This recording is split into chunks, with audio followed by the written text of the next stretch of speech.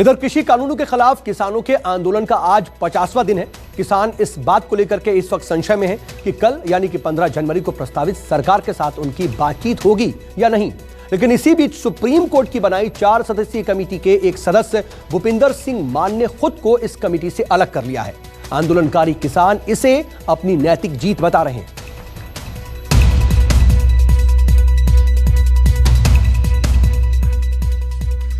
Delhi border पर डटे किसान संगठनों के साथ सरकार 15 जनवरी को बातचीत करेगी या नहीं, इसका जवाब मिलता इससे पहले ही सुप्रीम कोर्ट की 4 सदस्यीय कमेटी से भारतीय किसान यूनियन के राष्ट्रीय अध्यक्ष और अखिल भारतीय किसान समन्वय समिति के अध्यक्ष भूपिंदर सिंह मान ने खुद को अलग करने का ऐलान कर दिया।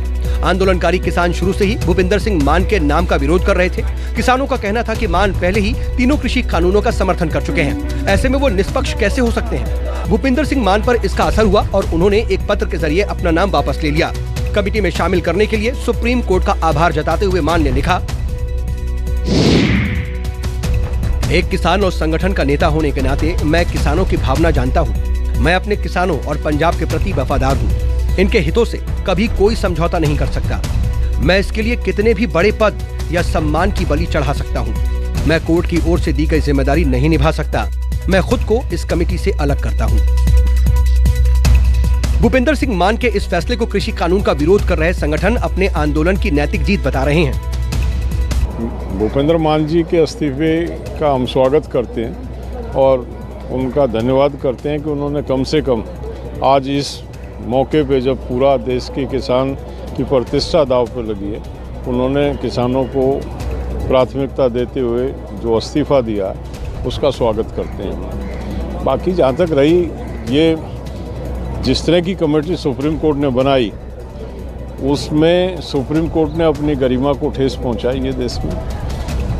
वो लोग जो बिल्कुल अशोक गुलाटी तो वो व्यक्ति हैं जिनकी रिकमेंडेशन पे ये सारी चीजें बनी, ये कानून लाए गए हैं। न्यूज़ 24 से बातचीत में किसान नेता राकेश टिकैत ने एक बार फिर दोहराया कि जब तक कृषि कानूनों की वापसी नहीं होगी, आंदोलनकारी किसानों की घर वापसी भी नहीं होगी। इस इस्तीफे को आप किस तरह देख रहे हैं? डूबते हुए जहाज में कोई बैठा करे, चूहे सबसे पहले कूदते।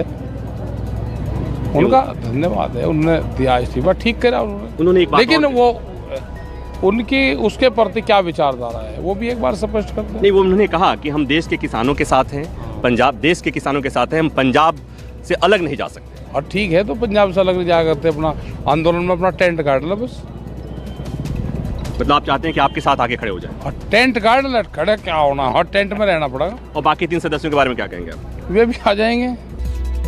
इधर किसान आंदोलन के बीच समाजसेवी अन्ना हजारे ने पीएम मोदी को चिट्ठी लिखी है। अन्ना हजारे का कहना है कि वो किसानों के हक में अनशन करना चाहते हैं, लेकिन बार बार चिट्ठी लिखने के बावजूद उन्हें दिल्ली के रामलीला मैदान में अनशन की इजाजत नहीं दी गई। चिट्ठी का जवाब तक नहीं मिला।